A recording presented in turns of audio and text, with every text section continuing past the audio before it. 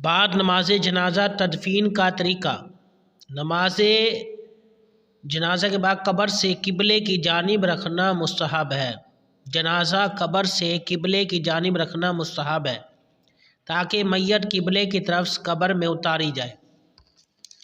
قبر کی پائٹی یعنی پاؤں کی جانب والی جگہ رکھ کر سر کی طرف سے نہ لائیں۔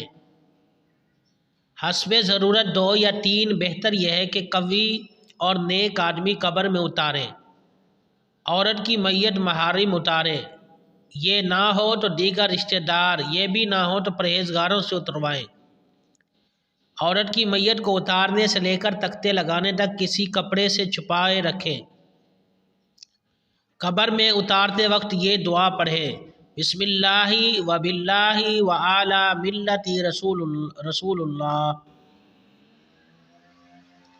میت کو سیدھی کروٹ پر لٹائیں۔ میت کو سیدھی کروٹ پر لٹائے، اس کا منہ قبلے کی طرف کر دیں۔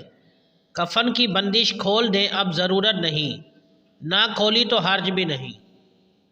قبر کو کچی اینٹوں سے بند کر دیں، اگر زمین نرم ہو تو لکڑی کے تختے لگانا بھی جائز ہے۔ اب مٹی دی جائے۔ مستحب یہ ہے کہ سرہانے کی طرف سے دونوں ہاتھ سے 3 بار مٹی ڈالیں۔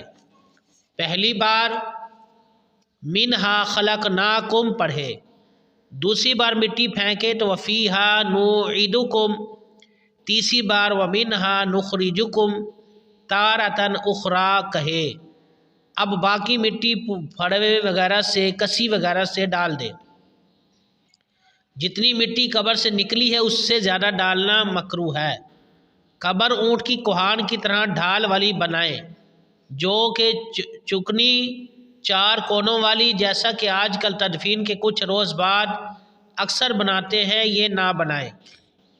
قبر 1 بالش اونچی ہو، اس سے زیادہ نہ ہو۔ تدفین کے بعد پانی چھڑکنا سنت ہے، اس کے علاوہ بعد میں پودے وغیرہ کو پانی دینے کی غرض سے قبر پر پانی چھڑکیں تو جائز ہے۔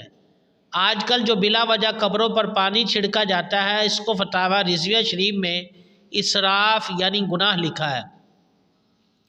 دفن کے بعد سرہانے الف لام میم تا مفلحون تک قدموں کی طرف آمن الرسول سے ختم سورہ تک پڑھنا مستحب ہے، پھر اس کے بعد تلقین کریں۔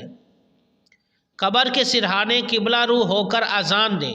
قبر پر پھول ڈالنا بہتر ہے، جب تک وہ تر رہیں گے تسبیح پڑھیں گے اور میت کا دل لگا رہے گا۔